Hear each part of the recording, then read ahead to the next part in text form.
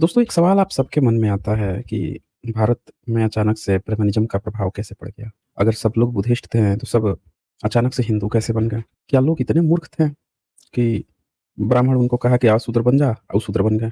कहा कि, "आ, तुझे मैं पढ़ने-लिखने भी नहीं दूँगा, भले तू बुद्धिज़्म में पढ़ता-लिखता था, लेकिन तुझे पढ़ने-लिखने नहीं दूँगा, तुझे सम्मान नहीं दूँगा, तेरे बहू-बेटियों की इज़्ज़त लूटूँगा। तमाम तरह के जितनी भी गलत चीज़ें जो हैं, वो करूँगा, फिर भी तू मेरे यहाँ शूद्र बन के रह", और बाकी सब लोग बड़ा आसानी से जाके शूद्र बन के रहने लग गए। पिछड़ा, अति पिछड़ा, अंत्यज बन के रहने लग गए। ये सवाल सबके मन में आता है।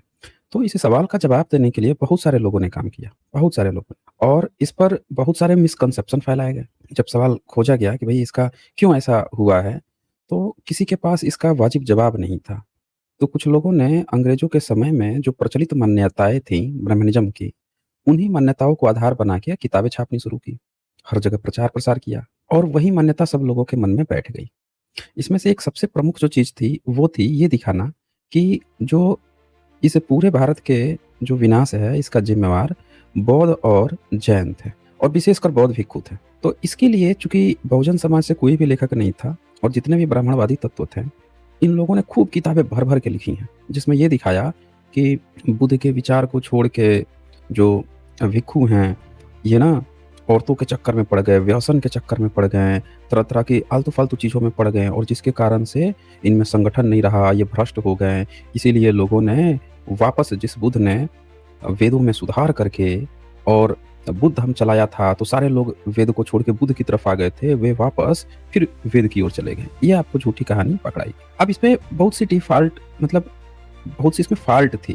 बाय डिफ़ॉल्ट इसमें इतनी सारी फ़ॉल्ट थी कि आसानी से इस थ्योरी को रिजेक्ट किया जा सकता था। तो इन्होंने अब उसमें एक पॉइंट और जोड़ा कि चूँकि वेदों में ऑलरेडी कर्मकांड थे, अंधविश्वास था, और उसका बुद्ध खंडन कर चुके थे, तो फिर ब्राह्मणों ने सोचा कि नहीं, चलो हम एक वो उसकी रचना करते हैं, पुराणों की रचना करते हैं।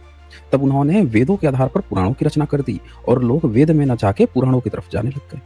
अब देखिए यहाँ पे ये सुनने में कितना सही लग रहा है कि हाँ, ऐसा कुछ हुआ होगा, और सब लोग तो कह रहे हैं, देखो सारे ब्राह्मण, हमारे प्रोफ़ेसर, इतिहासकार यही सब इस तरह की बातें कर रहे हैं, यही सब कुछ हुआ होगा। पर एक्चुअल हकीकत आप से कोसों दूर चला गया, कोसों दूर कर दिया गया। वास्तविकता आपसे नहीं बताई गई, और जिस कारण से आप इनके फेक न्यूज़ के शिकार हो। आज भी अमूमन हर एक भारतीय में 100 भारतीय से आप पूछेंगे, तो 99% जो भारतीय होगा, उसको यही झूठी कपूड़ गाथा के इर्द-गिर्द में सुनी-सुनाई कहानियों में फँसा होगा। सत्य उस तक पहुँचता नहीं है, क्योंकि ये स्ट्रीम्स जो हैं, हम लोगों की जो सच्चाई है, वो उन तक पहुँचाई नहीं जा रही है। और जो एल्गो है, यूट्यूब का एल्गो है, सोशल मीडिया का एल्गो है, ये इन चीज़ों को प्रतिबंधित कर रहा है। तो इसके लिए ज़रूरी है कि ज़्यादा से ज़्यादा शेयर करके ज़्यादा से ज़्यादा लोगों को जोड़ा जाए, ताकि लोग इस सच्चाइयों को जान सकें।